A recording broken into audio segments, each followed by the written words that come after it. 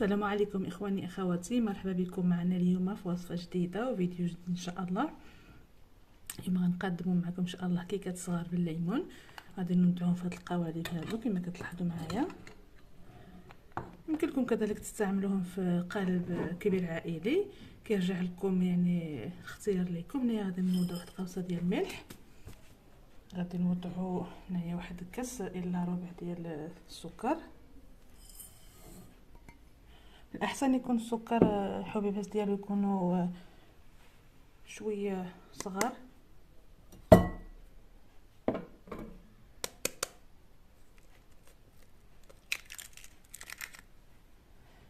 غادي ناخذوا واحد جوج بيضات يكونوا الحجم ديالهم كبير، وغادي نبداو نخلطوا هاد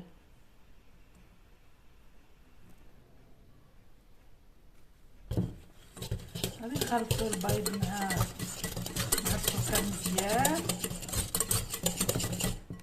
غادي نخلط البيض، ما غاديش نتكلم لان هاد الفوي كيعمل صداع. غادي نخلطو حتى غادي يذوب لنا السكر.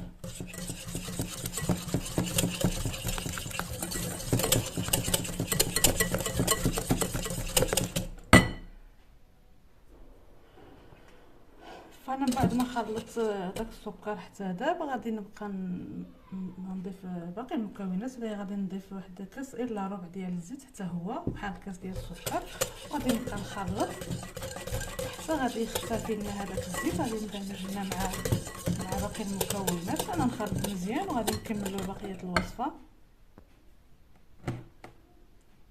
من بعد ما خلطنا الزيت والبيض والسكر وقوصه ديال الملح، كيرجع لنا الخليط لهذا الشكل هذا. فهنايا انا نسيت نوضع شي سكر معطر بالفانيلا، ماشي مشكل، خصني نوضعو في الاول ولكن انا نسيتو. غادي نوضع جوج ديال الساشيات، كنت نكتفي بوحده، وغادي نخلط مزيان.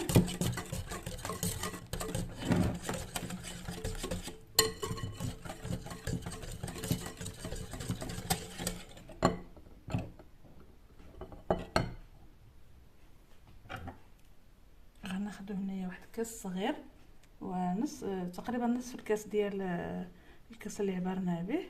عندي هنايا حامضه معصره وكملت الكاس عمرته بالماء. هنا انا غادي نصفي لان فيه هذوك العظومه صغارين. غادي نبقاو نخلطو حتى غادي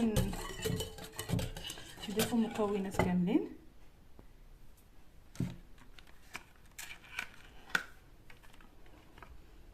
فغادي نبداو هنايا نضيفو الدقيق شويه بشويه. انا هنايا تقريبا عندي واحد 350 غرام ديال الدقيق، هي 3 كيسان ونص ديال كاس ديال العنبه. انا هنايا عندي مغربله الدقيق 2 مرات. انا غادي نبقى نخلط.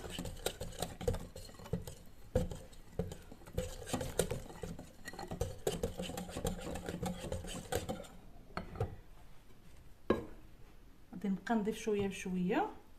فانا هنايا وزنت الدقيقه عندي كما قلت لكم 3 كيسان ونص، يعني 300 غرام و50 غرام. وعندنا هنا جوج ديال الساشيات ديال الخميره فئه 8 غرام، يعني 16 غرام ديال الخميره.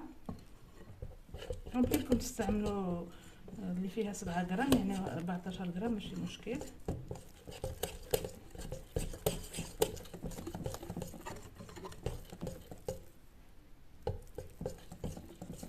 انا غادي نقول لكم شحال خدات لي بالضبط في الاخر.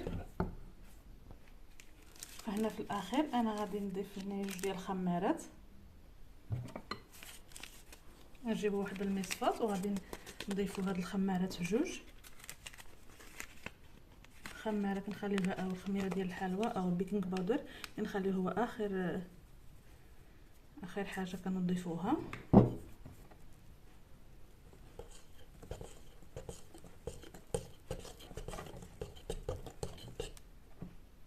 لاحظوا معايا القوام ديال الكيك كيفاش كيكون عندنا. نسيت في الاخر كنوضعوا واحد مبشور ديال الحامضه، كنخليوه حتى الاخير باش كيبقى لنا هذاك المذاق ديال الحامض.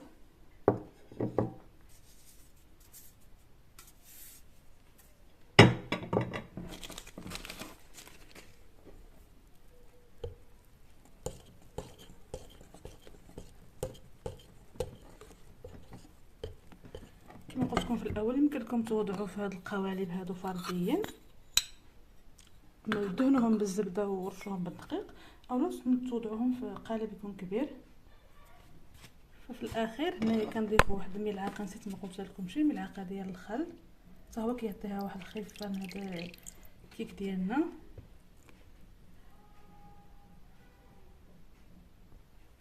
وكنخلطو مزيان باش كيندمج لنا هذاك الخليط.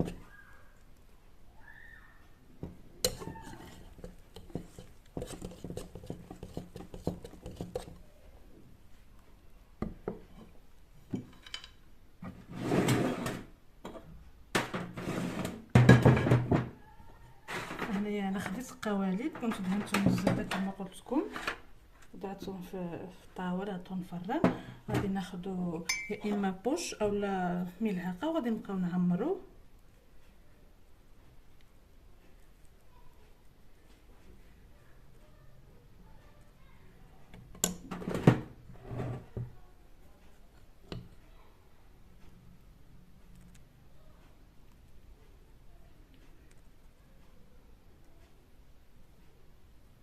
ولا جوج معالق كبارين عامرين، ما نعمروهمش حتى للفوق لان باقي غادي يطلعوا لان فيهم الخميره.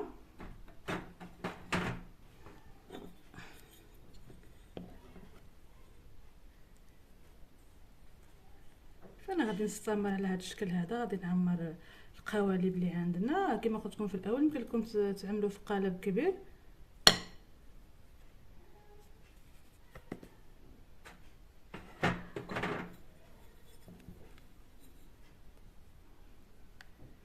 ما قلت لكم جوج معالق يكونوا كبار عامرين، ما نعمروش حتى الفوق، كنخليو واحد الثلث ديال القالب. الا حاولوا الا حرقتوا هنايا هذا شويه نمسحوهم كما كتلاحظوا، كنخلي واحد المسافه. غادي نعمر هنايا القوالب ديالي ونرجعوا مع بعضياتنا ان شاء الله. وهادو هما الكيكات الصغار اللي كنا عملنا مع بعضياتنا. كما شفتوا المقادير سهلين وبساطين وتقريبا موجودين في اي بيت. ما يعني ما كاين حتى شي حاجه ما موجوده شي في البيت. كما شفتوا السكر، الزيت، الدقيق، الحامض، يعني داكشي كلشي كيكون عندنا في المنزل. هنا كندخلوهم الفرن، انا كندخل الفرن كيكون بارد لان الفرن ديالي كيسخن بزاف. انا هنا طيبتهم في الفرن ديال الغاز. حتى كندخلهم الفرن عاد كنشعل عليهم النار، والنار كتكون مهيله. بما انهم الحجم ديالهم صغير، كيكات صغار، ما كياخذوا شي بزاف ديال الوقت، من 15 دقيقه حتى 20 دقيقه كيكونوا يعني طلعوا. وكيبقى لنا واحد شويه كيتحمروا من الوجه ديالهم. هنايا ما قلت لكمش في الاول ان كنشعل لهم النار من الاسفل وهما في فوق. فاش كيطلعوا كما قلت لكم ربع ساعه كل الفرن على حسب الفرن اللي عندكم، كيطلعوا الحجم ديالهم كيتضاعف. بما اننا وضعنا جوج ديال الساشيات ديال الخميره ديال الحلوى كيتضاعف. وكنشعلوا لهم كما قلت لكم واحد جوج دقائق 3 باش كيتحمروا لنا من الوجه ديالهم. وهنايا انا وضعت فاش خرجوا خليناهم تبردوا. انا كنت حضرت الكريمه ديال الليمون من قبل، فان شاء الله غادي نشاركها معكم اذا بغيتوها بطبيعه الحال. الكريمه ديال الليمون فيها الحامض والماء والسكر والنشا، وكنستعملوا قشور ديال الحامض او الليمون، مبشور ديال الحامض او الليمون. وكنوضعوا واحد شويه ديال الملون الا بغيتوا بطبيعه الحال تضيفوه، ما بغيتوش ما تضيفوش الملون. وفي نفس الوقت النكهه ديال الليمون او الحامض. وقبل ما تبرد لنا سميتها الكريمه ديالنا كنوضعوها في الكيكات ديالنا بطبيعه الحال يكونوا باردين، وكنزوقوها هكذا بالشوكولا او اي حاجه نفخوها، خليوها غير فقط بالكريمه ورش الحواف ديال الكيكات بالكوك او اي حاجه بغيتو تزينوهم. كنتمنى يعني تجربوا هذه الوصفه وتنجحوا فيها ان شاء الله وتردوا عليا الخبر. وما تنساوش لايك واشتراك في القناه وتفعيل الجرس. والى فيديو مقبل ان شاء الله. مع السلامه، تحياتي.